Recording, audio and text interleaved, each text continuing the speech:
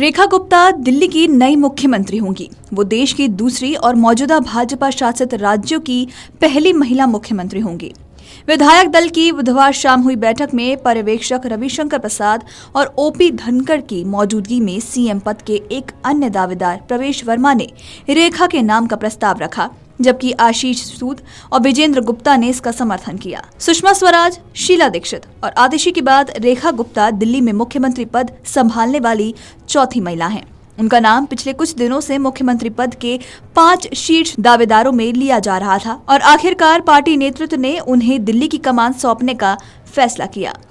दिल्ली की जीत में इस बार बाकी राज्यों की तरह ही महिलाओं ने भाजपा का पूरा साथ दिया। पार्टी चाहती है कि ये समर्थन आधार आगे भी साथ रहे। चुनाव में महिलाओं का मतदान प्रतिशत पुरुषों से अधिक था। महिला मतदाताओं के लिए भाजपा ने बड़े वादे भी किए थे।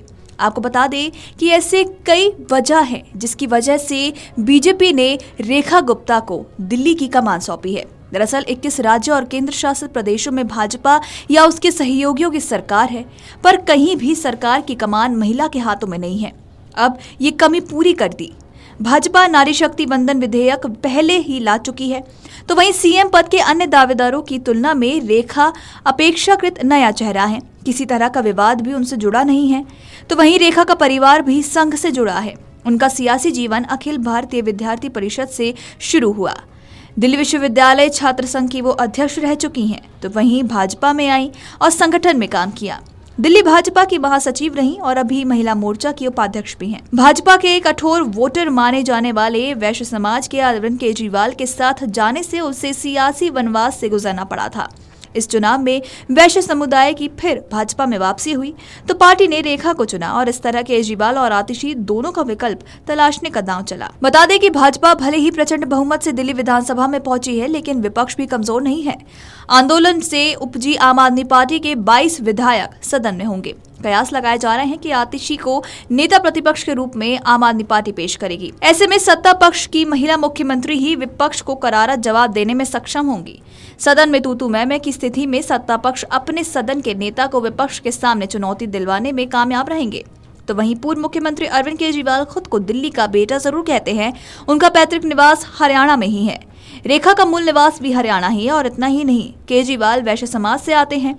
इसी तरह रेखा गुप्ता भी वैश्य समाज से ही आती हैं।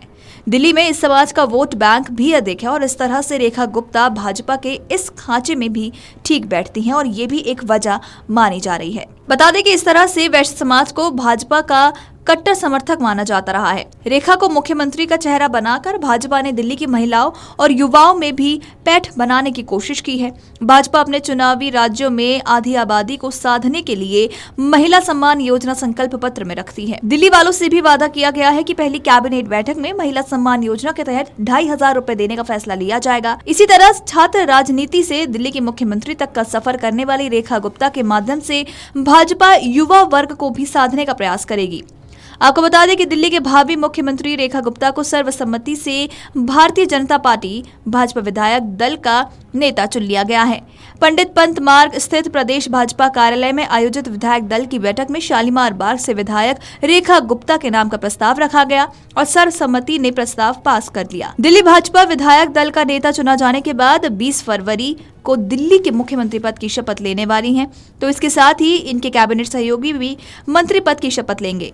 पूर्व केंद्रीय मंत्री रविशंकर प्रसाद और राष्ट्रीय मंत्री ओपी धनखड़ ने मुख्यमंत्री के नाम की घोषणा की। इससे पहले भाजपा हाईकमान ने ओपी धनखड़ और रविशंकर प्रसाद को पर्यवेक्षक बनाया, तो वहीं बुधवार को इनकी मौजूदगी में विधायक की राय जानी गई। इसमें रेखा गुप्ता के नाम पर सर्वसम्मति बनी और आज ही के दिन यानी कि 20 फरवरी 2025 के दिन रेखा गुप्ता दिल्ली की चौथी महिला मुख्यमंत्री के रूप में शपथ लेने वाली हैं। Video desk अमरउजाला.com। अमर उजाला जीवांजलि के सारथी की मदद लें और महाकुंभ में स्नान जरूर करें।